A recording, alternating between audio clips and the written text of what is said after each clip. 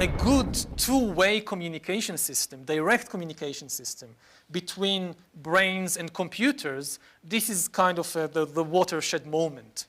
I mean, once you have a good two-way, nobody has any idea what happens after that.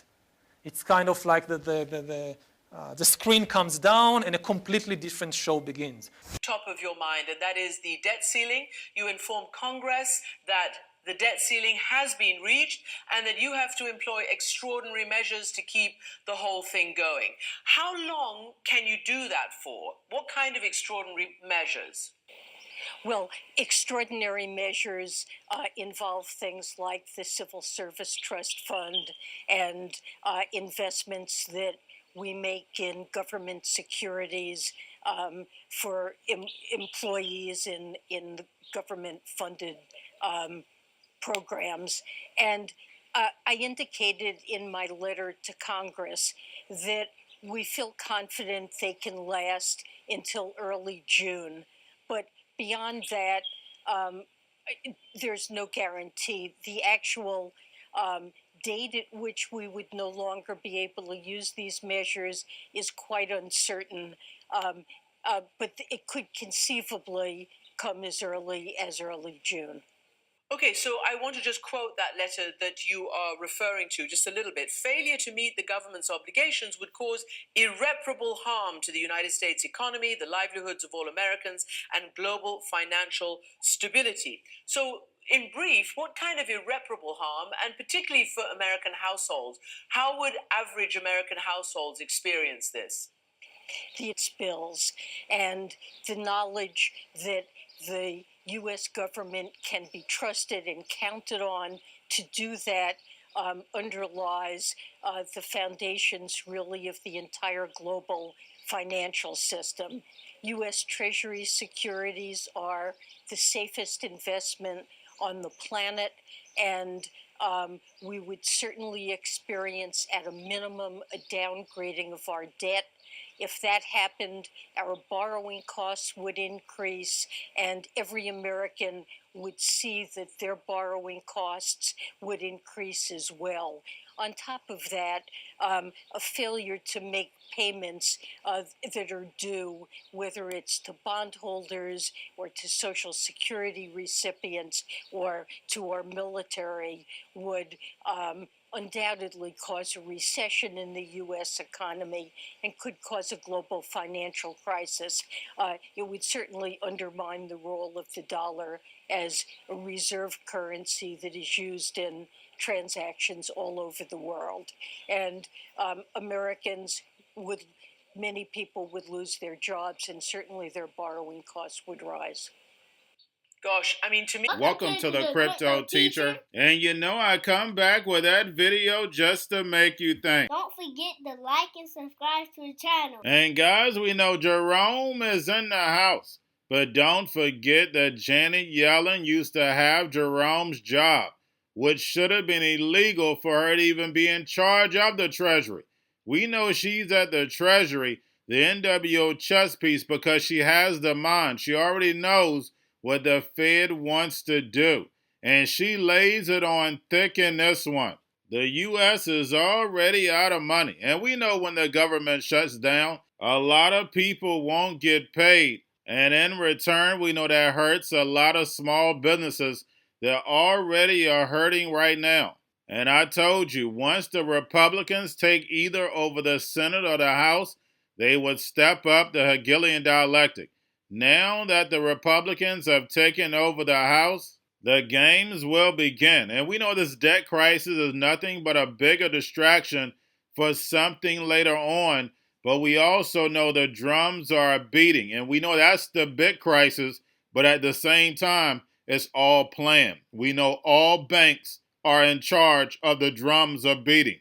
They benefit from both sides. And we're seeing a lot of attacks in the Middle East. So that should let us know that something is definitely brewing, and it feels like deja vu. Remember, after the C word, then we had George Floyd. Now we have another situation, which I haven't looked at, but we have another situation that's going on, And then we also know we're going to be running into another crisis. We know the NWO likes to set up a lot of distractions so they can move the money in the back door. Remember, they have to step these distractions up so they can build this fourth industrial revolution. Whether robots, algorithms, and drones take over the economy, pay each other with crypto, and the sheep go inside the metaverse and get that free money airdropped. And remember, this has already been tested. Now, because Janet Yellen says that we ran out of money on the 19th, that allows her to tap funds, and then we know that liquidity is coming into the market. We have the Fed and the other central banks raising rates 2 months straight. So we know we're going to take a beating in February, but as long as the debt crisis is still here and it hasn't been resolved, we know after that the market is going to start moving up. And then once they resolve it, we know that stocks and cryptos are about to take a beating because liquidity is going to start shrinking. And remember, the crypto teacher told you, because he knows when it comes to the New World Order, it's all planned out. You have a wonderful day. Do you believe that that's what's happening here? That there is reckless spending, that unless somehow you get that under control, this disaster that you've just outlined will unfold? The debt ceiling is about making sure that we can pay our bills that we have already incurred for spending that has been authorized by Congress. So it's not about seeking the right to engage in additional spending. It is simply about paying bills Congress has already authorized. And Congresses in the past have always acted to raise the debt ceiling to make sure that we can pay our bills. This is something we can't negotiate over or bargain about. America has to be a reliable borrower that pays all the bills that come due on time. And Congress needs to find a way to get this done, and always has in the past. Going to a different economy, and we're going to be learning more about that as we go. But clearly, we're learning that things can be done from remote locations. We're learning that technology can replace people even more than we thought. We're not going back to the same economy. We're recovering, but to a different economy, and it'll be one that is more leveraged to technology. And I worry that that is going to make it even more difficult than it was for many workers. In Silicon Valley, and my friends who work in technology know that what we did to the manufacturing workers, we are now going to do to the retail workers, the call center workers, the fast food workers, the truck drivers, and then even bookkeepers, accountants, insurance agents, lawyers, and on through the economy. So what happened to the manufacturing workers is a very clear sign. And so we'll import Chinese-based CBDC technology. So it's going to be CBDC in a box provided to you by the People's Bank of China.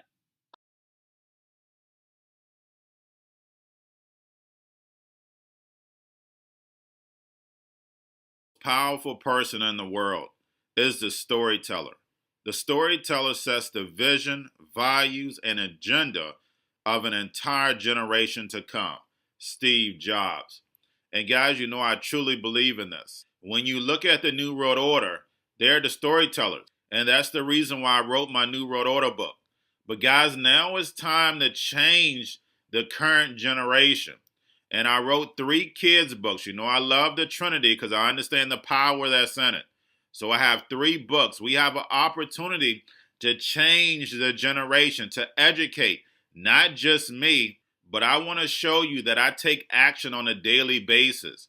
And I want you to take action on a daily basis.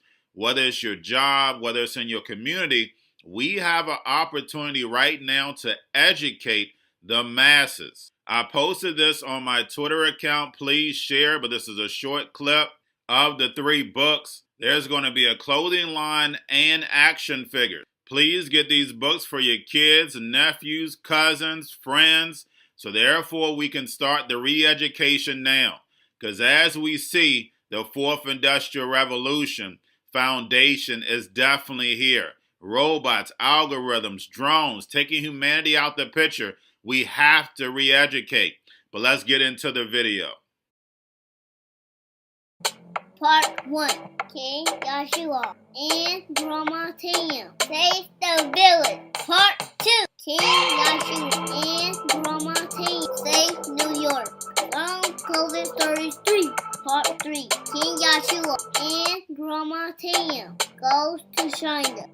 It's mandatory to get part 1, part 2, and part 3 of this series. It's time to re-educate Generation Z.